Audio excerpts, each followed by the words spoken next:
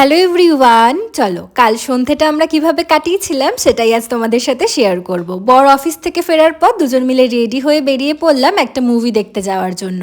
আর হলে গিয়ে দেখলাম মুভি শুরু হওয়ার একটু টাইম বাকি আছে, তাই বাইরে থেকে দুজনে দুটো চিকেন চপ খেয়েছিলাম, যেটা খেতে কিন্তু বেশ ভালো ছিল।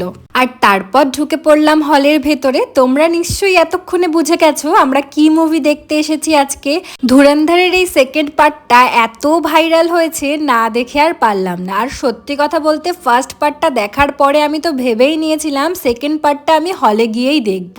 আমরা তো কবে থেকে ভাবছি দেখতে আসব, কিন্তু আমাদের বাড়ির আশেপাশে যতগুলো হল আছে প্রত্যেক দিনই দেখছি হাউসফুল থাকছে। আজকে ফাইনালি টিকিট পেয়েছি। আর এত হাইপ ক্রিয়েট করার পিছনে যথেষ্ট কারণ আছে। ভীষণ ভালো হয়েছে মুভিটা, কোনো স্পয়লার দিতে চাই না, তোমরা এই মুভিটা অবশ্যই হলে গিয়ে দেখো।